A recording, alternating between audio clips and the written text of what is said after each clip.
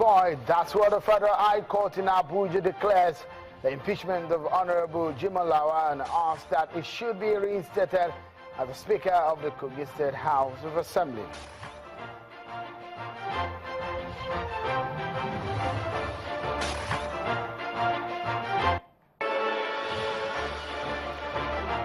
And fears go on possible parallel convention of the PDP on Saturday.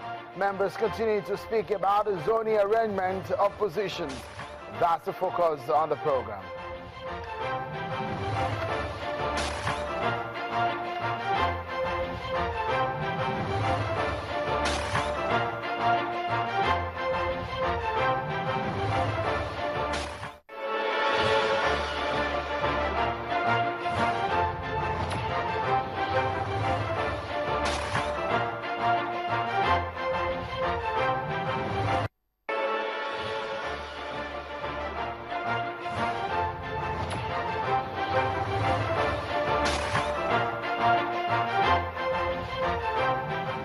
Hello and welcome to the program. It's Politics Today on Channel Television. I'm Sheon Joaquin Baloye. Before we get going, let's bring you an update on the story you've been following since yesterday on the rescued Chibok schoolgirl Amina Ali, who was rescued on Tuesday from Boko Haram insurgents. President Buhari today met with the girl and a parent at the presidential villa in Abuja.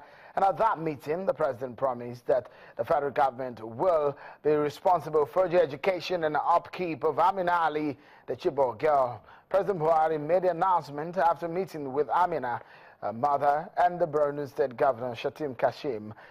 The president said that every girl has the right to education and should not be denied access to such. Amina is the first of the 219 Chibok schoolgirls to be rescued from the den of the Boko Haram terrorists.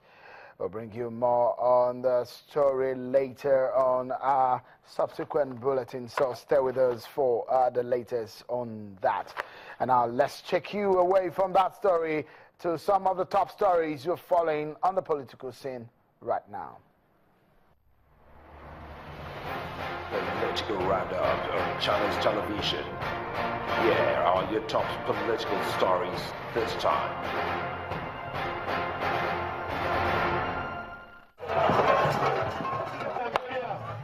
The atmosphere is charged and the anxiety is palpable ahead of the Nasarawa Toto Federal Constituency by-election. The election is being planned after the demise of the lawmaker representing the area. The Nasarawa State chapter of the All Progressives Congress has flagged off its campaign for the by-election. The party also presented its members the flag bearer, architect Jafar Mohammed, who emerged victorious in the primary elections. During the flag off and presentation in Nasarawa local government area, the Deputy Governor, Mr. Silas Agara, expressed optimism that the party will win the election, scheduled to hold on the 28th of this month. From what I'm seeing and from the feelers I'm getting, from the reports coming in this morning, I think we are good and ready for the election come 28th of May. And the upper chamber of the National Assembly is wading into the federal government and the Niger Labour disagreement over the hike in the price of petrol. The Senate has directed its Committee on Labour to immediately interface with the federal government and labour unions to find immediate solutions to the impasse between both sides. The Nigeria Labour Congress began a nationwide strike on Wednesday to protest the federal government's new fuel price regime, which increased the price of fuel from 86 naira 50 kobo to 145 naira. The Senate is, however, backing the federal government's introduction of the new fuel price regime. The Deputy President of the Senate, Ike Ekweremadu, who presided over plenary, disclosed that the Senate reached the decision to meet with organized labor during a closed-door meeting. Senator Ekweremadu says the Senate is interested in ensuring that Nigerians do not suffer hardship resulting from the strike.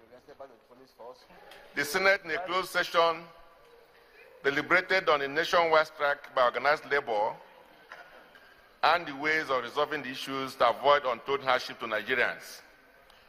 We also mandated the Committee on Labor, under the chairmanship of Mohammed Nazif, to continue to interface with both the government and labor for an early resolution of all the matters.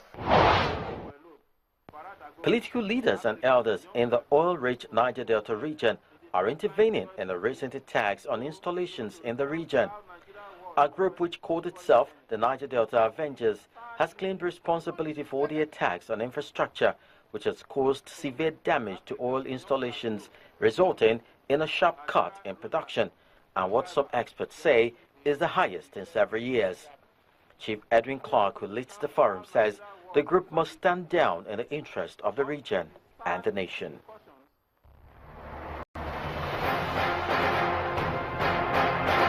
And you're up to date. Those are your top political stories you need to know.